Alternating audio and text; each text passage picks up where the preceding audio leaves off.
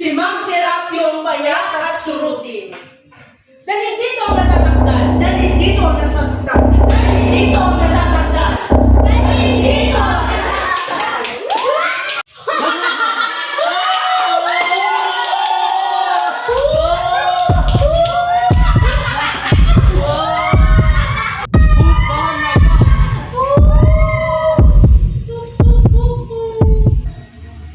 Magandang gabi, Ginoo. Silensyo!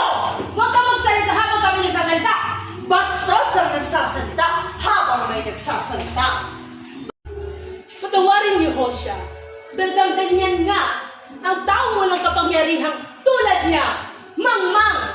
Tumindig ka ng matuwid. Ba't ka kasi galaw ng galaw? Gusto ko lang malaman kung anong krimen ko. Hindi mo ba alam? Hindi yun. Hindi nila sinabi sa'yo? Hindi yun. Problema mo na yun. Pag-aaruga ng bata ang iyong krimen. Pag-aaruga ng bata? Pag-aaruga ng bata? Bata ba to? Bata ba to? Krimen! Sapagkat ang pag-aaruga ng bata ay panugsong gumasta. Sa makagawin, nawawalan ng pera ang federasyon. Ang parusa niya ang nais panoorin nitong mga pulubi. Siya'y bubulagin.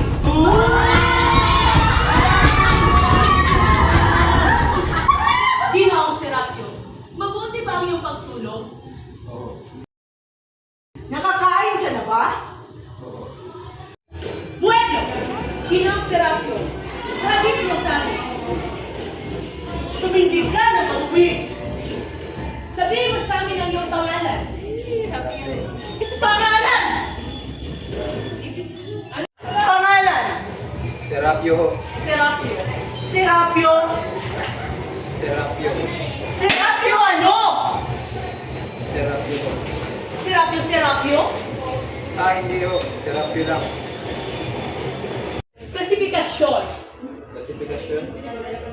Ano ang klasifikasyon mo bilang pulubi? Nagmamakaawa o aliwan? Pakunwari o karaniwas. Ikaw ba'y narirenta Nagsanggol o bata. upang akitin ang Luha ng madla. Yan ang uring nagmamakaawa. o tumutugtog ka ba ng silindro o gitara?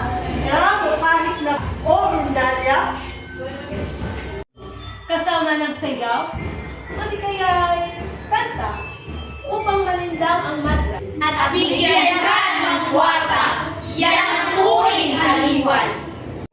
Maaari naman din, nagpupuno ikaw pinag-iisa-isang palakad. O kung hindi na may isang palso, ngunit palsong palsipikado. Pakunwaring bingi, pilay, pipi, madlay, madayaman. Ikaw na may yayaman, yan ang uring haliwan. Walang guni-guni ang nasa huling uri. Walang guni-guni. Wala yung sarapin, Alin ka sa apat? nagmamakaawa, O aliwan? pakunwari o karaniwan. Ang huli ho. Ginoong hukom, anong gagawin natin ngayon? Patibayan na ninyo ang krimen niya. Patibayan na ang krimen niya! Patibayan na ang krimen niya! Bueno, Ginoong Serapio, may asawa ka ba? Isang kabiyak. Babae niyo kinasal sa harap ng altar? Sa opisina ng Gatpuno? O sa iba pang lugar? O Ginoong Serapio, may asawa ka ba? Wala ho.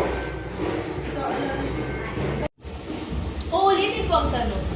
May asawa ka ba noon? Asawa? Ngayon nagsasaya sa bahay ng Diyos?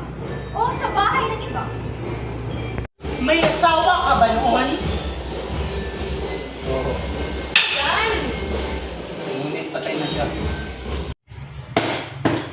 Magaling. Napakabilis ng ating paglilitis sapagkat lahat ng aming tagapagtanong ay matatalino at magagaling. Ginoong Serapio, nagkaroon ka ba ng anak? Buhat sa inyong pagsasama? Ginoong Serapio, tahimik ka na naman. Payat na, tuyong-tuyo pa, walang alinlangan siya'y baunga. Kang imik, Nagkaroon ka na ba ng anak? nagkaroon ka na ba ng anak? Ano? Tapos na ang paglilitis? Oo, inaamin niyang anak niya si Sol na yun. Ito ho ang kahon ng ginagamit namin sa pagpaparusa ng mga kasapi. Tinidor, bamboo, at ice pick. Handa ka na ba sa pagbulan? Magbulag? Para sa ano? Bakit niyo ako bubulagin? Para sa ano? Para sa mga krimen mo. Wala punitan mo yung G. Magpabulag ka na nang makauwi na tayo ng maaga. Ngunit wala naman akong batang inaaruga. Kinausirap yun. Huwag ka lang magsinungaling. Hindi ako nagsisinungaling. Narinig ka namin lahat! Sinabi mo yan, sinabi mo yan. Sinasabi ko ang katotohanan. Ang parusa sa pagbubulaan sa hukuman ay pagpili.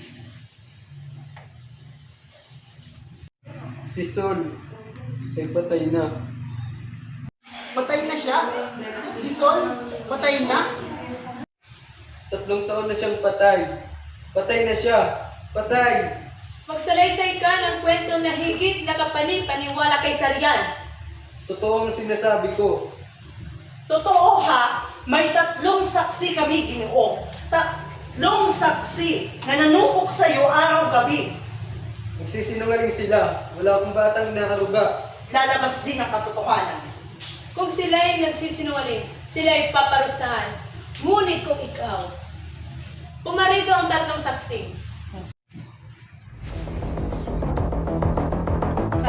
Kayo na naman?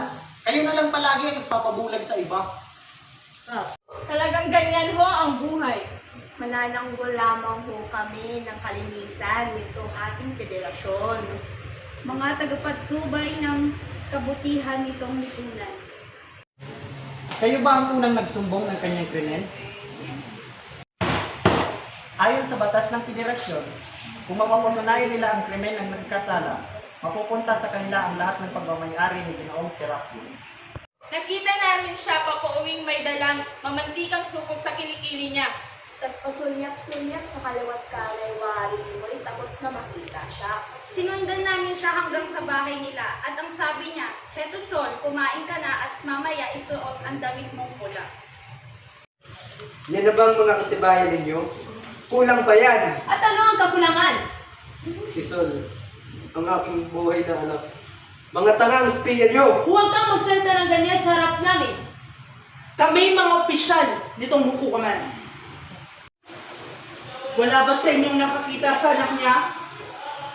Narinig naman namin siya nagsalita sa anak niya. Gabi-gabi, buong lindong nalubog kami. At kaya namin alam na alam ang mga sinabi niya ay Sapagkat gabi-gabi sa isang takdang oras ay naririnig namin siyang paulit-ulit na nagsasalita. Choy, Ngunit nakita ba ninyo ang anak niya? hindi. Ngunit narinig ka namin nagsasalita sa anak mo. Nagsisinungaling sila! Nagsisinungaling silang lahat! Kung talagang buhay ang anak ko, dalhin niyo siya rito. Kailangan niyo bang makialam sa buhay ng may buhay?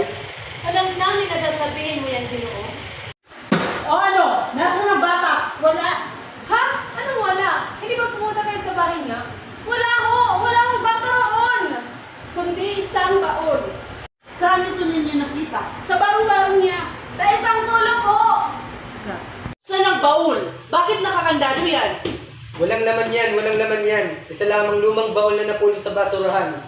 Kung ganon, Ginoong Serapio, hindi mo daramdamin kung aming buksan yan. Buksan ang baon! Hindi! Wag! Papatayin ko kayo! Papatayin ko kayo! Bakit mo siya? Ibubunyag ko kayo sa mga pulis! Ibubunyag ko ang inyong kalupitan! May 40 pesos kayong dapat bayaran sa federasyong ito. Ang sino mang hindi magbayad ay puputulan ng mga daliri. Kamantayan lamang ang makapagliligtas sa iyo sa federasyong ito. Buksan ang baul. Baliwala sa inyong kaninyan. Huwag nyo nang buksan.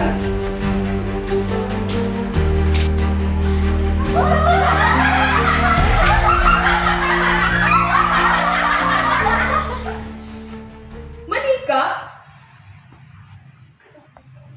Sol! Sol, anak Sol! Sol! Ang buwan, ang langit, ang bituin. Sol, anak! Ang bituin.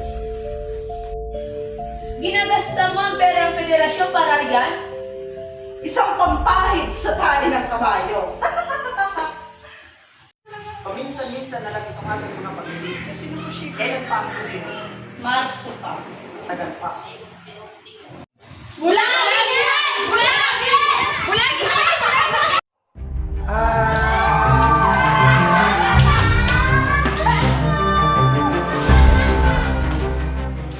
Umaasa kami na mauunawaan ninyo kung bakit kami napilitang parusahan si Ginoong Sirap.